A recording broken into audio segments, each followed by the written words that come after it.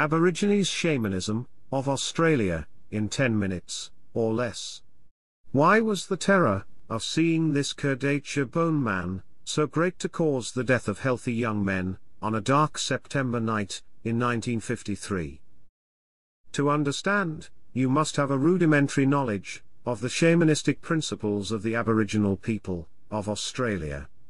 We will talk more about him later. The shamanic traditions of the Aboriginal people of Australia have remained largely unchanged for thousands of years. These traditions have survived with 200 years of Western colonization and the determined efforts of Christian missionaries. This makes Aboriginal shamanism unique among the ancient traditions because of its capacity to survive and resist change. The Aboriginal Australians migrated to northern Australia from Asia some 50,000 years ago. The oldest petroglyphs and pictographs date back to over 40,000 years. They tell us a timeless story about the birth of the universe, the nature of reality, and how we can live in harmony with the true reality of life. In the beginning, there was infinity. In this infinite space lived powerful beings.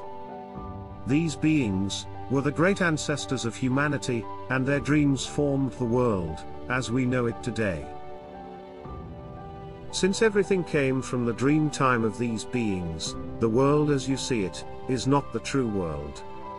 Life as we live it is just a shadow within this dream.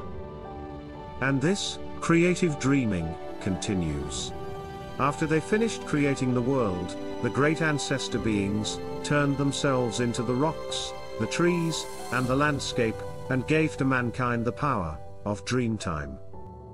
All of the shamanic traditions of the Aboriginal people of Australia are derived from this core concept. The goal of all rituals is to take a dream journey with the great primordial ancestors. It is only in making this journey that we can see the true reality of life and to harness the powers that flows from this truth. This power can be used for good or for evil. It can heal, and it can also kill. Before we talk about the use of supernatural powers, we need to talk about the practitioners of this power, the Aboriginal shaman, and why this title may be politically incorrect. Some Australian Aboriginalists prefer the names medicine men, doctor men, clever men, or men of high degree. They prefer not to be called shamans, because they feel the name implies someone with special privileges within a social group. We will call them men of high degree.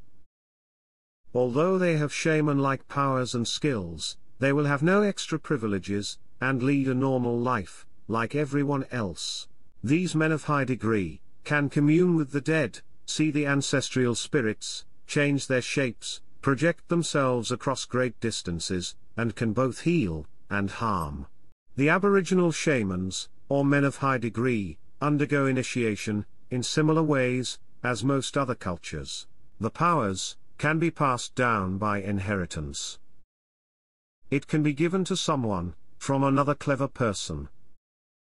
It can be obtained from a personal quest, a spiritual experience, or as a calling from the spirits of the dead. Here are some examples. In Eastern Australia, sacred quartz and other special stones are inserted into a novice through an incision, or rubbed into the body. Once inserted, the novice becomes transformed and gains the power of the stones. This ritual is based on the creation myth, where natural objects became sacred, when the great ancestors became the objects. Like doctors, Australian shaman may specialized in particular areas. Among the Aryan Tay people of Central Australia, the Kurdisha or the Kurdisha man specializes in the dark art of execution. It is his job to avenge the death of a person by killing the enemy of the deceased, using shamanistic techniques. The first step is to identify the person guilty of the crime. If the dying person knows, they will tell the name to a medicine man. If not known, or the person dies before saying the name, the medicine man will look for signs at the gravesite. The identity of the person may take time, but it will eventually be known. Once known, a council meeting is held, composed of elder men from the family. If it is decided that the death should be avenged, the Kurdisha is called. Before the Kurdisha man begins his work, his small toe is ritually dislocated with a stone. Once the toe is dislocated, he can wear the Kurdisha shoes. The footwear consists of emu feathers, matted together with clotted human blood and hair. The shoes are considered so powerful and lethal, they are kept far away from the women and children of the community.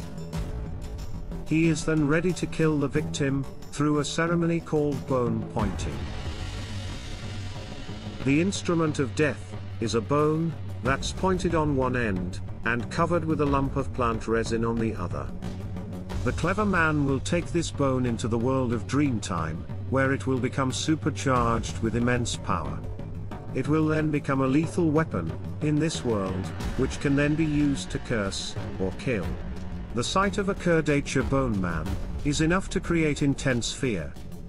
It was reported in the 1952 Adelaide Advertiser that several indigenous men died mysteriously while working in the gold mines of the Tanami Desert after seeing a Kurdisha man. In 2004, a bone curse was placed on the political career of Australian Prime Minister John Howard as he left a party meeting by an Australian Aborigines. The Prime Minister smiled and waved at the woman known only as Moopa. He would later dismiss the curse. At that time, he had been in Parliament for over 20 years and Prime Minister for 11 years. Within 36 months, he would lose his bid for re-election by a landslide, ending his political career. He would never hold office again. In closing, I would like to suggest a book, published in 1987, by the late Bruce Chatwin. The book is called Songlines. In it, he chronicles his experiences with the Aboriginal people, as he walked and hitchhiked his way across the outback of Australia. In his book, he writes the following. The Aboriginal creation myth tells the story of legendary totemic beings, who once wandered over this continent in Dreamtime, singing out the names of everything that crossed their path, and so singing the world into existence. This is why songs are so sacred to Aboriginal people. Certain phrases, certain combinations of musical notes, are thought to describe the footsteps of the great ancestors of humanity. And it struck me. For the Australian Aboriginals, their land is a vast network of invisible power lines or song lines, each with its own set of stories and songs, known only to the shamans of each area. These song lines or song maps takes the shaman to secret caves and sacred springs, where they can become with Dreamtime, nightingales, ravens, stones or even the stars.